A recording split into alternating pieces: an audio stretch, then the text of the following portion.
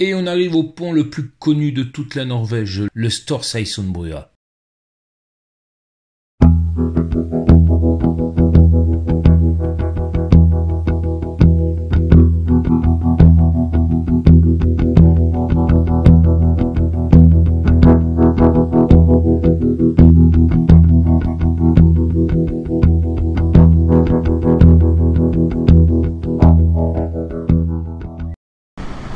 Salut les motards!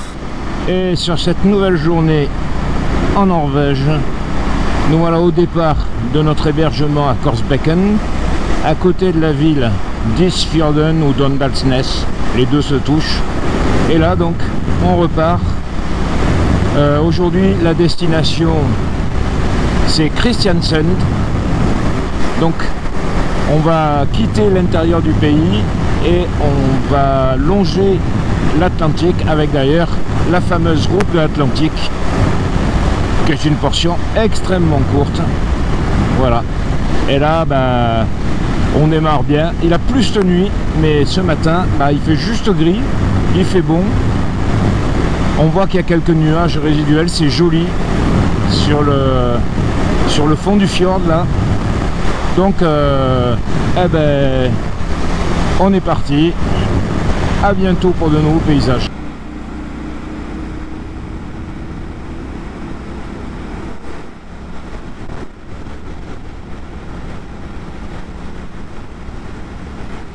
On va attaquer la série des grands ponts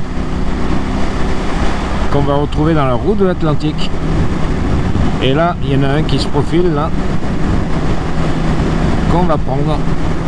Alors je sais pas si tu as vu le temps qu'il faisait quand on a quitté l'hébergement, il y avait quelques nuages mais ils étaient bien hauts, et puis là on est sous la flotte. Et encore, dis-toi bien que j'ai coupé une bonne partie du film, parce que pendant près d'une heure, on a roulé sous une pluie battante, il a fallu sortir les combis. C'était juste le début du tracé, c'était pas le plus intéressant, on n'a pas perdu grand chose, mais la météo norvégienne c'est quand même quelque chose. Pour ceux qui croient connaître avec la Bretagne, c'est puissance 10. Ça change tout le temps et c'est une bonne chose parce que sinon ça serait un petit peu déprimant quand il pleut. Heureusement, on se dit que ça va pas durer.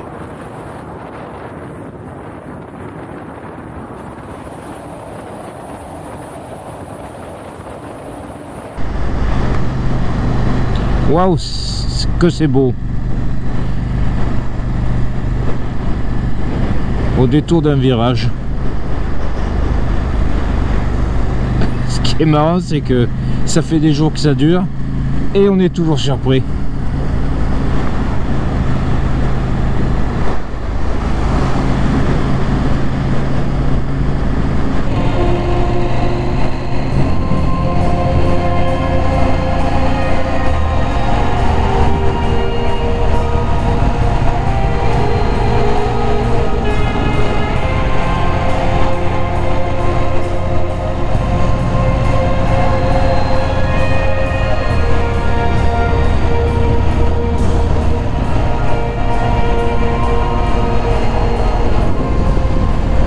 Moi, si j'habitais là, je serais content tous les jours.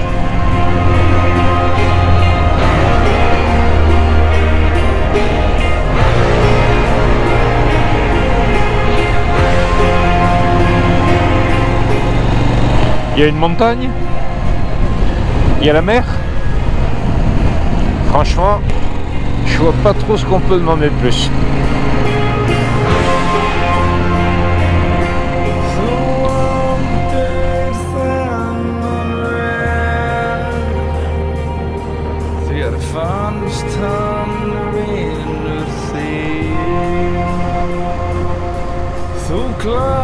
Donc c'est là-bas qu'on va prendre le ferry tout à l'heure.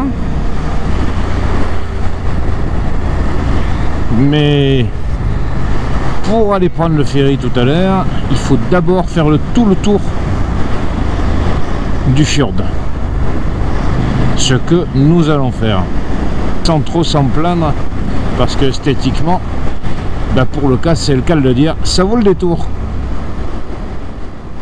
Et donc voilà, je te montre sur la carte, nous là on est à Helland, et donc on va donc faire tout le tour de cette presqu'île.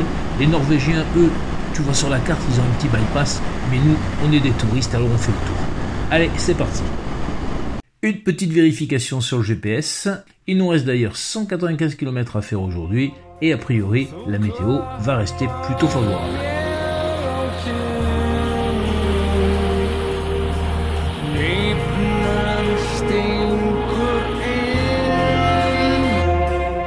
Et sur ce beau trajet du littoral, on repère une pêcherie. On se dit qu'on va y faire une petite halte pour faire au moins quelques photos.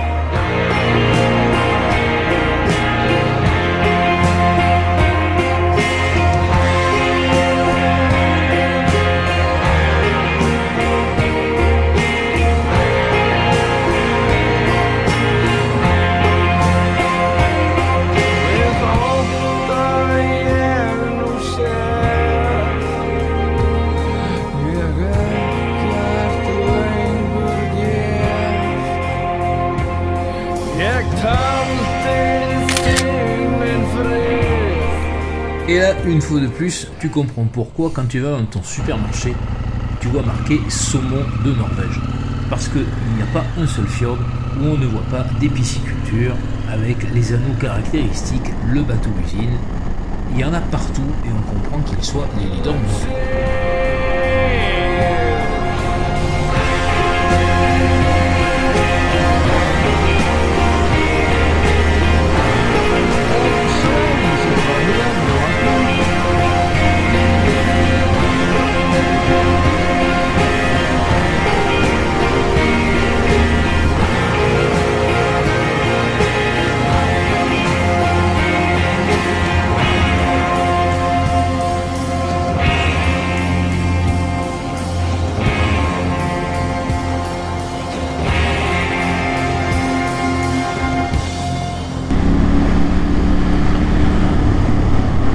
Là, un superbe pont pour relier la terre ferme jusqu'à cette île là-bas qu'on voit, mais on ne peut pas l'emprunter. Ah, et puis aussi un joli phare.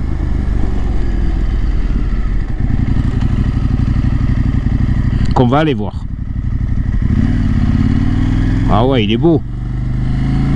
Un joli phare tout blanc, tout beau. On va aller faire un tour. On va le prendre en photo. Ce joli phare tout blanc, qui n'est peut-être pas aussi connu que celui de Lindesnes qu'on avait vu le premier jour, eh bien c'est le Lepsøyrevet-fyr. Et c'est un phare très ancien qui date du 19e siècle, mais qui a été désaffecté en 2014 et on n'a pas pu aller tout à fait jusqu'au bout comme on voulait, parce qu'il a été transformé en hôtel. On peut y dormir manifestement. Et ouais, ils ont de bonnes idées les Norvégiens. Et après cette pause au phare de Lepsøyrevet, eh bien on repart en direction de Hildre. On a bientôt fini notre tour de la presqu'île. Et voilà, en effet, on a fini le tour de la presqu'île. Il va falloir aller prendre un bateau à Bradveg en direction de Drina, un petit ferry, parce que là maintenant on va sur une île, ou on va plus exactement sur deux îles. Allez, let's go! Notre ferry arrive en même temps que nous sur le quai, donc c'est super.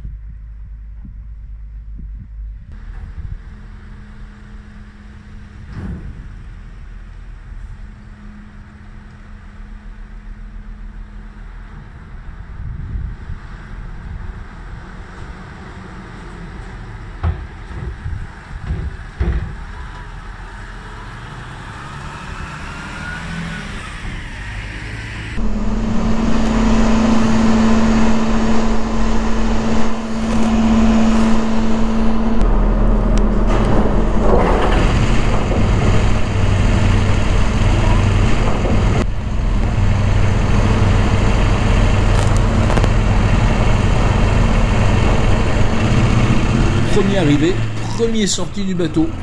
Donc après une traversée très courte et sans grand intérêt que je n'ai donc pas vraiment filmé, nous remettons les roues sur la terre ferme avec l'avantage d'un joli soleil qui donne de belles couleurs aux paysages qui sont évidemment toujours splendides.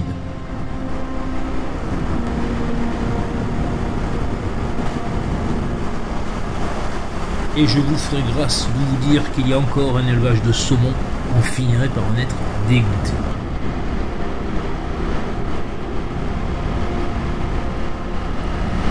Donc Ça, a priori, c'est l'île de Mitsund.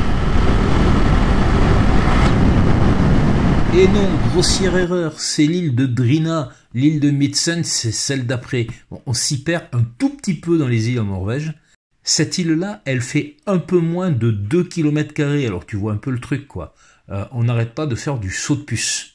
Donc, Drina. Et là, maintenant, c'est l'île de Mitsund qui est indiquée. Et pour y parvenir, on va emprunter un pont, parce que les deux îles sont reliées par un pont.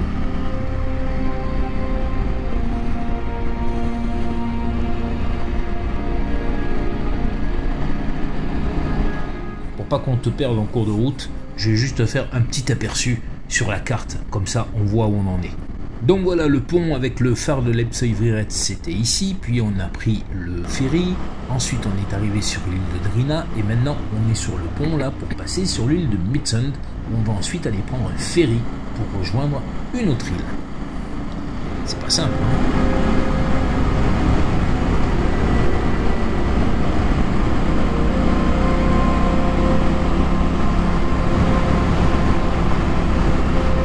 Ça, c'est notre ferry qui arrive. Donc on va y aller.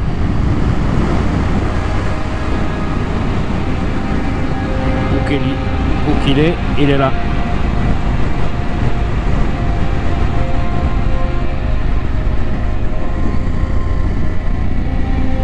On arrive. Ouais, c'est ici.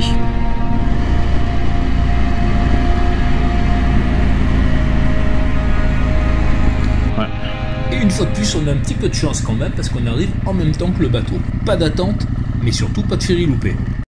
Alors après avoir pris le ferry, et j'ai passé cette étape, hein, on est arrivé à une petite ville qui s'appelle Molde. Rien de particulier, plutôt sympa. Pas mal d'industries, pas mal de jobs, hein, à 4 heures, ils quittaient tous le boulot. Et on a traversé la ville, on a mis un temps fou. Là, on le voit pas encore, mais après, c'était pire. Et puis là, on a ce bâtiment qui est absolument superbe, le Scandic Seilet Hotel. Ce bâtiment, il ressemble à une voile avec un mât, et moi j'ai trouvé ça super joli. Et là du coup, on va quitter Molde pour mettre le cap sur la ville de Bud, dont le nom ne parlera qu'aux buveurs de bière, et qui est le début de la route de l'Atlantique. L'Atlanter Havsvegen, la route de l'Atlantique.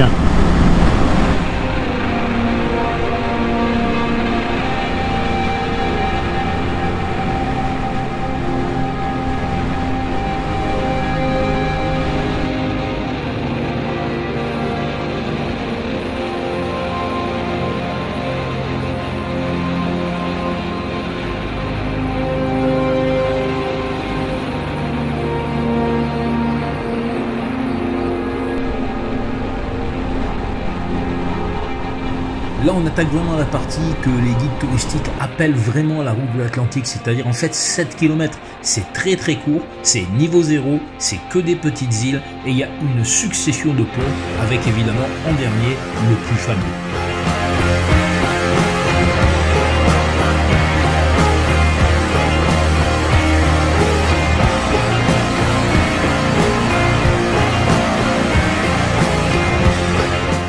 Donc on fait comme tous les touristes qui sont là, on fait plein de photos.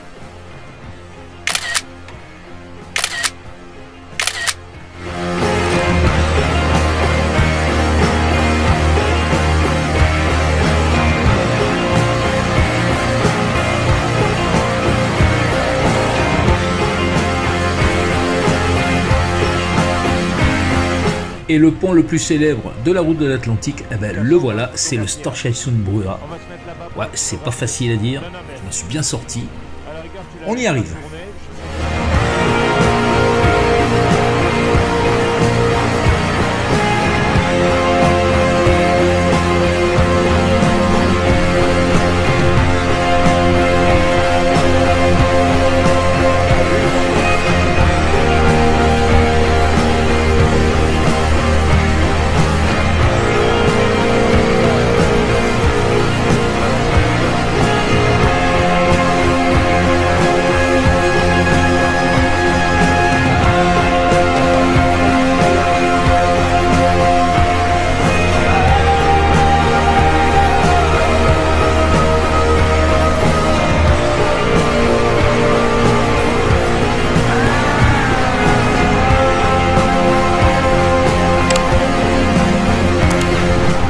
Eh ben la vue en descendant de ce fameux pont, elle est quand même pas mal. Elle est même plutôt bien. Double bien.